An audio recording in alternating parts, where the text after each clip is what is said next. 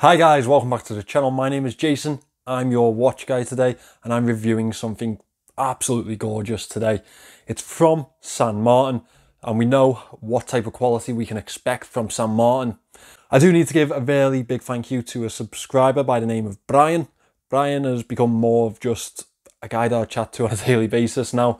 I love discussing watches and what I've got in with him, and he's supported the channel from pretty much the outset, and he's always been really forthcoming when it comes to sending in a watch for me to review. This time the watch actually came to me before it's gone to Brian, so he actually hasn't had the chance to wear this at all yet. So big thank you to him, because obviously unboxing this and getting on this and reviewing it has been really fun and very enjoyable for me, because the watch is fantastic. Now I'm reviewing their 36mm Explorer Homage today. They do have a 39mm variant, but I believe this one's more towards the retro type of market than it is towards the modern type of market. So this would be my choice. Now if you wanted to pick one of these up, I have a link in the description that is to the Aliexpress St. Martin official store. That's an affiliate link. I get a little bit of a kickback if you use it. You don't pay any extra, and I really appreciate it. So thank you in advance. So without further ado, let's turn this camera around and let's have a look at this watch. Now there's two things that I should probably say before we start this. One, I think that Brian was onto an absolute winner when he picked this one out. Two, yes, another Tiffany blue dial. I'm really sorry. I'm trying to limit these. I know that they're heavily coming out of fashion right now, but perfect for a summer watch, right? And that's exactly what Brian wanted here, I think. So let's talk about this St. Martin. This is the SN0021. It's their Explorer Homage. Now they have it in this variant, and then they have another very similar variant with the BB36 type of setup with the snowflake handset. So depending on which variant you prefer, they are both in the St. Martin official store. This one in particular is between £266 and £373. Now that completely depends on the movement that you pick up in this one. This one's a PT5000 movement.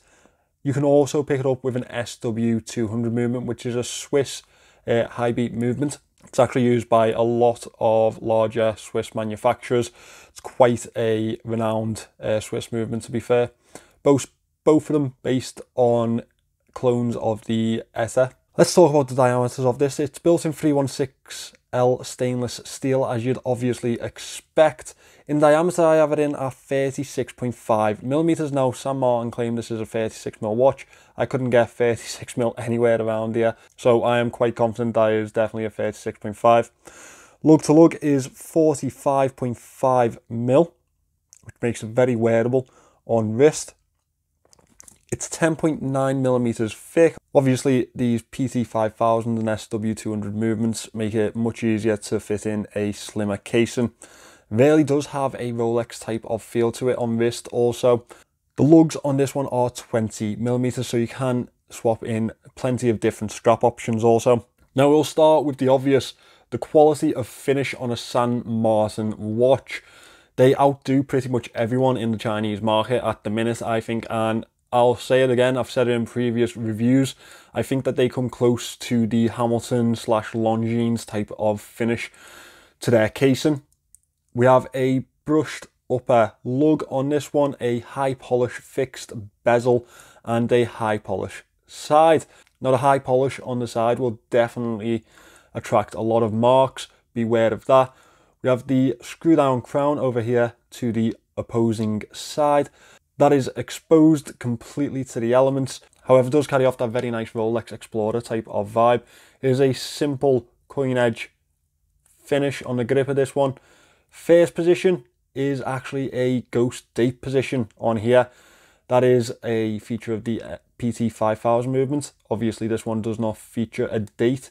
It's a hacking movement. This is also a high beat movement. It is Chinese, and a lot of people are quite hesitant with it because obviously we don't know long term how these last at the moment, but I still have yet to have a issue with any of them that I've had in watches or any that I've purchased, so it's looking hopeful. One thing that I really love about the Explorer style is these really elongated lugs. I can't tell you how great they look aside a NATO band. Really does carry off a very vintage aesthetic, as does the dial in this piece. And with a NATO band, yeah, definitely one to go for if you are looking for switching out the band on this, the bracelet on this one. As you can see here, we do have a pretty heavily raised domed sapphire on here. That's a tabletop domed sapphire crystal. And again, a little bit of quality. As I move the watch into the light there, you can see that it does have low levels of anti-reflective coating on that crystal. I'm hoping that they're on the inner side, as we don't want them on the outside. That can scratch up and definitely affect the aesthetic of your watch.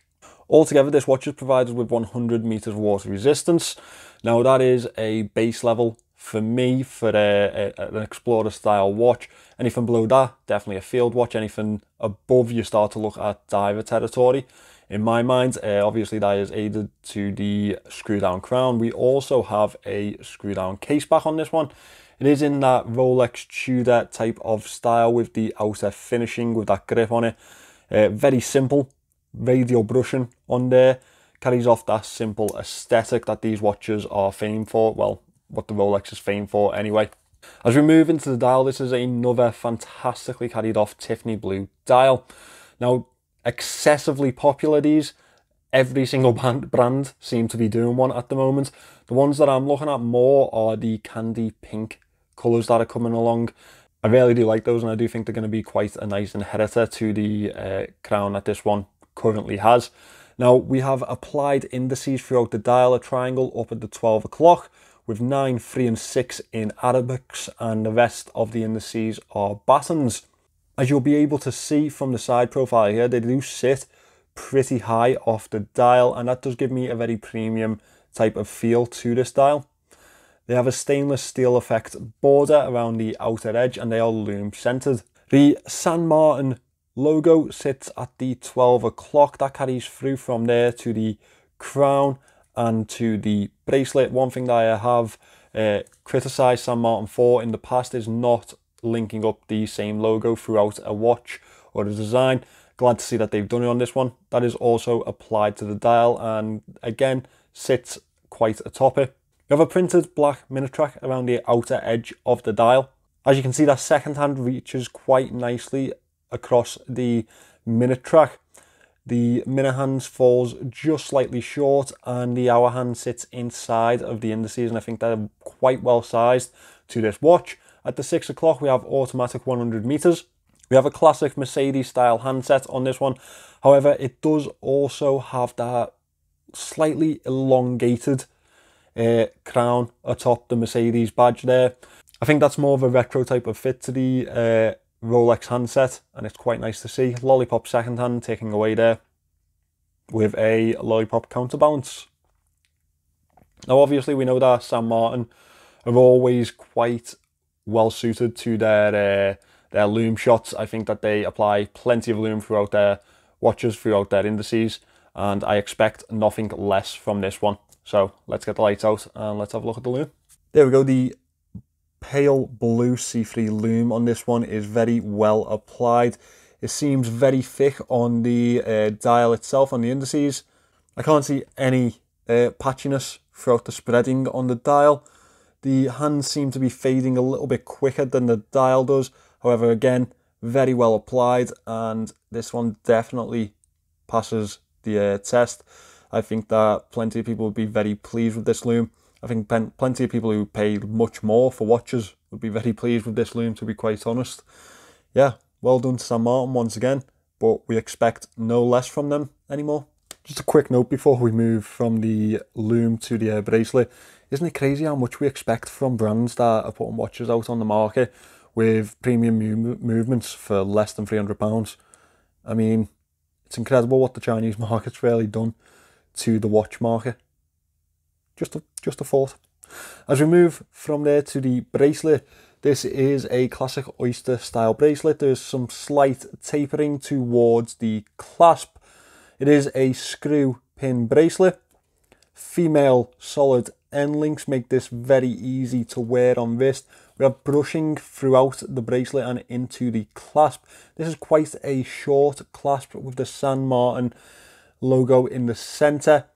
Again, that's my favorite one of the bunch. I hope that they stick to this one, to be honest. We have a milled fold-out clasp on this one. Double pushes either side. We have a really lovely chamfered edge along there too, which again adds a little bit of quality to the piece itself. So, do I have any moans for this one? Well, yes I do. Yes I do. It offers so much for a watch that's coming in at £266. I think the quality is absolutely exceptional. But there are a couple of things that I should really mention to any prospective buyers. First thing, the ghost date position, that can be a put off for some people. I don't really mind it. However, I know that some people are put off by them. Just one thing to note. The dial itself I think is fantastic. I think that in fact the head of the watch is fantastic. Really my moans lie with the bracelet itself. Now it's a really well fitted bracelet. Really exceptional finishing to it. And it suits the piece very well. However, firstly, I would have liked to have seen more than 2 levels of micro adjust. I kind of just don't think that's acceptable for any sort of premium fit to a watch, or any sort of fit to a watch that is what you'd think as being perfect. So yeah, I'd have liked to see more from this clasp. As well as that, these screw links have been absolute hell.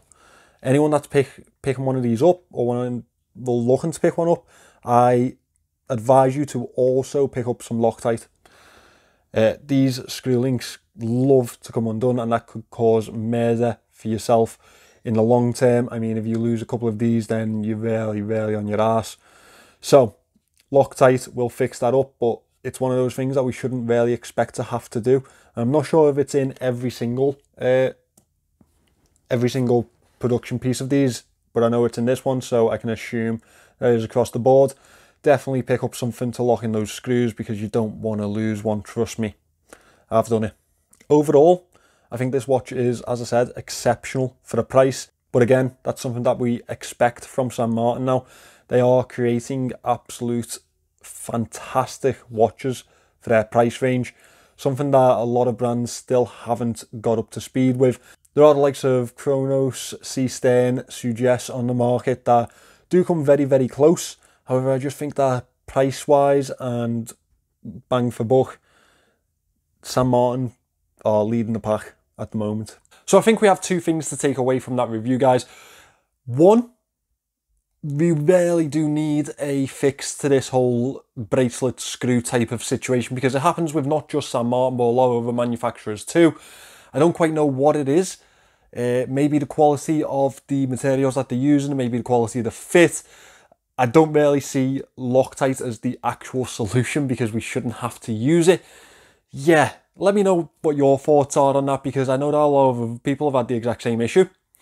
Second thing to take away from this, PT5000 movement, when are we going to start to accept it into the actual realm of watchmaking as a viable alternative to the high-end Swiss pieces? I think it's quality, and I haven't had an issue with this one the entire time that I've had it in, which has been about a month and a half now. And it is really a fantastic option over the SW200. It's a very budget option over that movement, so I kind of like it. What's your opinion?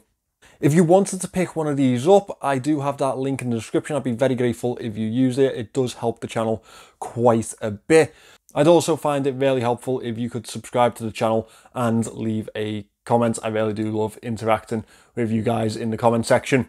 Thank you again to Brian for letting me have this one before he got it in. It's on its way back to him now, and I'm sure he's going to absolutely love it, just in time for his trip up north. Thanks for watching this one, guys. I'll see you in the next one.